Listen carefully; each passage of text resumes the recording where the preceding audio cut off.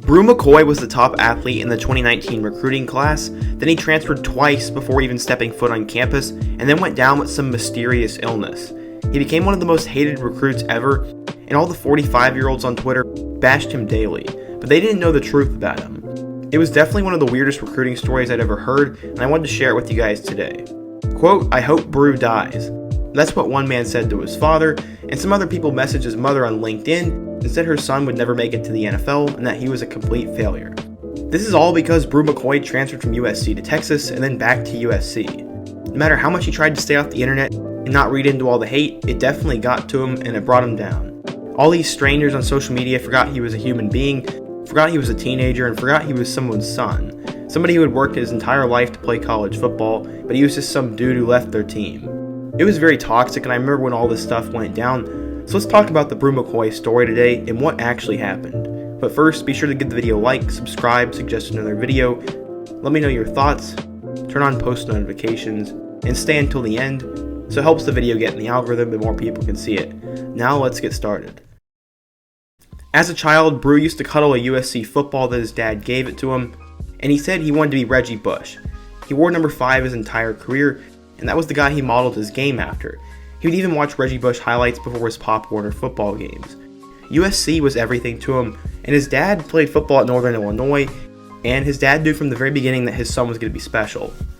Apparently there was a kid in Palo Verdes that everyone called Touchdown Tommy because he scored every single time he got the ball. But as a 10-year-old, Bru vowed to stop him, and in the game, he didn't let the kid get 1 yard, and his dad said on the ride home, he looked back in the rearview mirror and caught Bru smiling wide, saying, "Bet you don't call him Touchdown Tommy anymore." The kid was an absolute competitor, and he was a star at football. When he was 12, his team made it all the way to the Pop Warner National Championship game, and he was kind of seen as a prodigy. As an 8th grader, his coaches said he had the size and speed to be a Division I player, and he was one of the best players he had ever coached. And this is coming from a guy who had been coaching for 40 years and had coached dozens of Division I players before him. Believe it or not, his real name is actually not Bru, it's actually Horace, but his family calls him Bru because his nickname was Bruiser because he went through so many injuries. He even broke his collarbone one time in high school and went straight to the locker room to cry so no one could see that it was happening. He played 4 games with a broken wrist and never let anything stop the kid. Many assume the kid's life was easy because he grew up in California, he was a 5-star recruit, and Nick Saban was FaceTiming him at school, but all he did was play football and study. He apparently took 8 classes during his senior year and would also play football non-stop. But as good as this kid was, he felt distance from the whole recruiting process, and he didn't really like it because he didn't know who really wanted to be his friend. He had fulfilled his lifelong dream of committing to USC, and he said it was one of the best days of his life. But a few days after he enrolled in classes, Trojan offensive coordinator Cliff Kingsbury was leaving to coach the Arizona Cardinals, and suddenly everything was thrown off track. Bru remembers asking Cliff numerous times at his home during the recruiting process if he would ever go to the NFL, and the answer was always no to him. Kingsbury wasn't lying technically because the offer wasn't made to him to go to the Cardinals yet, but Bru could not help but feel betrayed by him.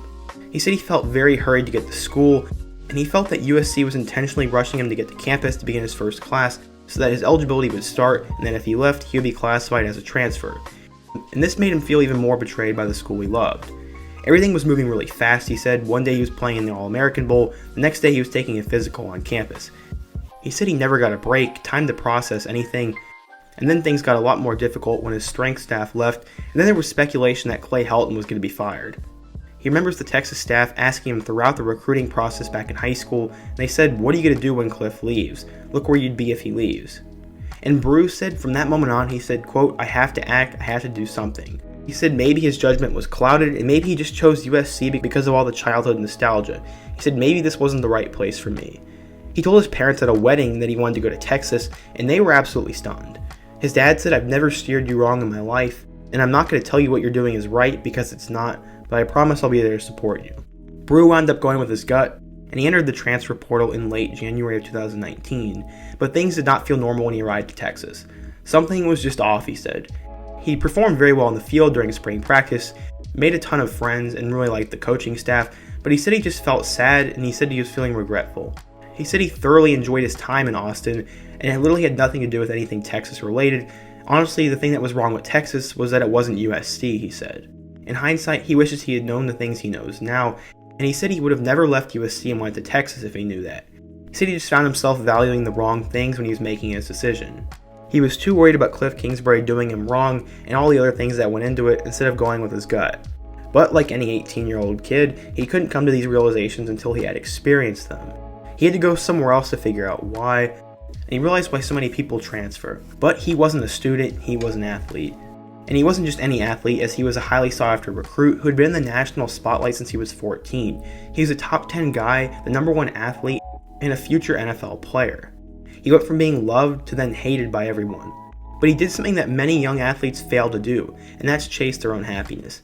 He wasn't worried about what everyone else said, he went with his gut and made his own decisions. And when he told his parents he wanted to go back to USC, he said he was 100% sure, no matter how ridiculous it sounded. He felt he needed to put himself before the potential backlash that he would receive, and that's exactly what he did. His family didn't exactly understand at first, not until he actually explained why, but they supported him and stepped aside. In late May of 2019, Bru ended up calling the coaching staffs at USC in Texas and handled it all on his own. He said it was one of the hardest things he had ever done, and his dad said he realized his son wasn't a boy anymore and he was a young man and making adult decisions out there. Bru said he felt like the weight of the world was on his shoulders and everybody has an opinion and there was no one who was right. No matter how much the family tried to not talk about football, it was always there. Some people were understanding to him, even kind to him. They understood how young he was, how much he tried to follow his gut, but many were not that understanding to him. There were 2 big knocks on Bru for leaving. One of them said that he was running away from competition, which is just stupid because Bru was the best receiver at Texas at the time besides maybe Devin Duvernay or Colin Johnson. And he was leaving for USC, a place that's known for producing top-tier wide receivers, and they had guys like Michael Pittman, Amon-Ra St. Brown, and Tyler Vaughns. And people said he was an indecisive kid with no respect for his word, although college coaches come and go as they please and make millions off the backs of these guys, so they're being very hypocritical in that regard. Bru then said for me to return to USC was probably one of the most difficult decisions I've ever made in my entire life, but it is the best one, he said. I wasn't running from adversity. I put adversity in front of myself and ran into it by double transferring. Those criticizing didn't actually know him. All they saw was some recruit, some big time kids, and some player who could help their team do better. They didn't even realize he was an actual person. And people just have a really bad misconception because he was never a guy who wanted fame.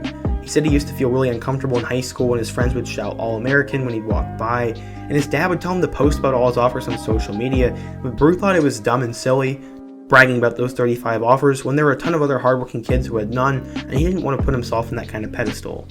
The day that his dad told him he was a 5-star, he just replied, quote, "So?" He didn't hold a press conference on signing day or make an elaborate video or get everyone to gather around. He just signed the papers in the school library and then called Clay Helton and told him how proud he was to be a Trojan. There's a lot of misconception about Bru McCoy as some spoiled kid, but after reading into him today, it's time to put that argument to rest, and I really think Bru McCoy is a really good player and a really good person. But it wasn't even done there. As he got to USC, he had some mysterious virus that would sideline him for the entire year. At first they thought it was cancer, then they thought it was some sort of autoimmune disorder, and they couldn't even really find out what it was, but he didn't have the strength to stay on the field, so he wasn't on the sidelines during the 2019 season, and a lot of people called him out for that. And it was just a bad look to all the people who were out of the loop, and that was 99.9% of fans, as they had no idea what was actually going on and just made assumptions. He finally played his first game in 2020 this past weekend, and he would catch 5 passes for 51 yards and a touchdown. He'll have to play at least 2 more years before he can go to the NFL, and he will definitely be there when it comes. I honestly did not know a lot about Bru McCoy going into today's video, but now I understand the story, and I'm definitely on his side, and I'll be heavily rooting for him to do well. But what do you guys think? Let me know down in the comment section, let me know a future video I should do, and be sure to give the video a like, share it with your friends, and subscribe if you're new, and check out all my other videos while you're still here. I hope to see you guys again soon, but until then, peace.